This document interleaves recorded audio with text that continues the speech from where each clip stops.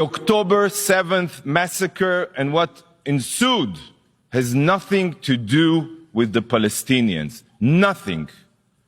It has nothing to do with the Arab-Israeli conflict or the Palestinian question. This is not a war with the Palestinians.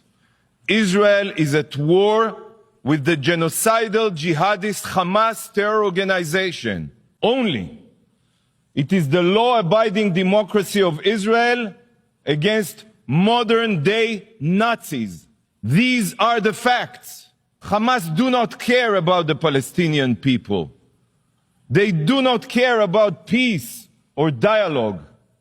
Hamas has only one goal: to annihilate Israel and murder every single Jew on the face of the earth. Friends, on October 7th, it became clear to the entire world that Hamas's charter was not a compilation of empty words. It was an action plan. An action plan. Imagine a bright sunny day, clear skies, music in the air, young people are dancing, a rave, a concert for peace. Yes, for peace. It is early morning on the holy Sabbath. It is also a festive Jewish high holiday, Simchat Torah. Simchat Torah means the joy of the Torah, where we celebrate the book of books, our holy Bible. And then, in one split second, this idyllic Eden became hell on earth. The peaceful morning air was pierced with the wail of rocket sirens. Thousands, I'm telling you, thousands of Hamas mortars and rockets rained down indiscriminately on many Israeli cities and villages. But the rockets were only cover for the pogrom that followed. Barbaric Hamas terrorists invaded Israel from the sea, the land, and the air. They came with one purpose only: to savagely murder every living thing they encountered. Hamas Nazi murders went from house to house with hit lists. A thoroughly planned, willful, premeditated attack. They brutally murdered civilians in their beds. They drove pickup trucks with machine guns. Yes, we all remember, just like ISIS, and fired blindly at hundreds of young people at a concert. 300 were burned alive or butchered in that concert. Much of what remained were clumps of flesh and bloody limbs. Parents had to bring their children's toothbrushes for DNA so they could figure out whose limb belonged to who. These Hamas monsters raped women and children, parading naked girls that they raped and bodies that they defiled through the streets of Gaza, while thousands, and I'm telling you, thousands, you can see the footage, jeered and cheered. The savages tortured small babies. Just like the Nazis, Hamas terrorists removed infants from their cribs. Yes, we have it on video. Swung them repeatedly against the ground until their skulls became a pulp. Children were murdered in front of their parents, and parents in front of their children. I've seen a video of a terrorist filmed by himself, who tossed a grenade into a bomb shelter with a father and his two young boys inside. The father was killed instantly, and the two boys ran out of the shelter screaming that their father is dead and that they want to be dead too. All this is occurring, believe it or not, as the monster who murdered their father calmly helps himself to the contents of the family's fridge. Yes, no horror movie compares to the pure brutality that Hamas carried out. No, none. Amit Man, a 22-year-old from Kibbutz Be'eri, and a paramedic for Magen David Adom, Israel's Red Cross. She dedicated her life, literally, and you will understand why, to saving others. When the Hamas monsters invaded the kibbutz, Amit ran to the clinic to treat as many wounded as she could. For hours, Amit worked non-stop trying to save lives. She knew the sadistic terrorists were outside her clinic because she heard the gunfire, but she stayed there. She was committed to saving lives, not running away.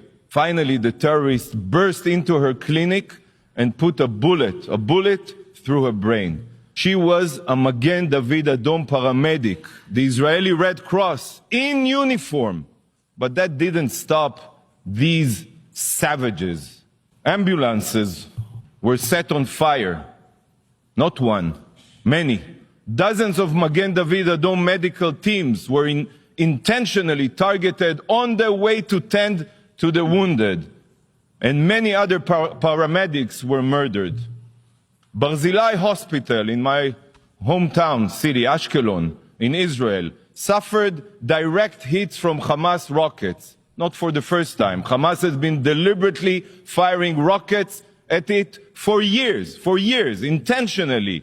Yet not a single condemnation of this barbarity has been mentioned here. Not here, not by the Security Council, not by the Secretary General, and not by this absurd resolution. It seems that hospitals and medical teams only need to be protected as long as they are not Israeli. Hypocrisy is beyond belief, beyond belief. The brutal ISIS-like monsters abducted over 220 hostages from Israel and dozens of other countries, including babies, children, persons with disabilities, the elderly, and Holocaust survivors. Kfir Bibas is 9 months old. 9 months old, and he is being held right now in Gaza as a hostage. 9 months old. What barbaric terrorist can do such a thing? And together with him, 30 other children. 30 other children. We saw Hamas's brutality in Israel. I cannot begin to fathom what horrors the hostages are enduring right now, as we speak here. 20 days have gone by, and Israel is still counting her dead. It took weeks to collect all of the bodies. Some bodies are burnt like pieces of coal. It is almost impossible to identify them. Countless burned bodies have been found with ash in their throats, meaning they were still alive when lit on fire, intentionally, by the Hamas terrorists. A clump of charred human remains that was burned beyond recognition was found. At first, the medical personnel couldn't figure out what they were looking at. Yet, after a CT scan, it became clear that they were two spines, not one, two spines bound together with wire. One belonging to an adult, and the other, the small spine, of a child. So just try to imagine that parents feeling as they and their child were burning alive. The painful screaming of the love of their life was the last thing they heard. The last thing. Do you not think it's unbelievable that this resolution here today and this session are not solely focused on Hamas's atrocities? When reading this resolution, Hamas seems to be missing in action. The drafters of the resolution claim to be concerned about peace.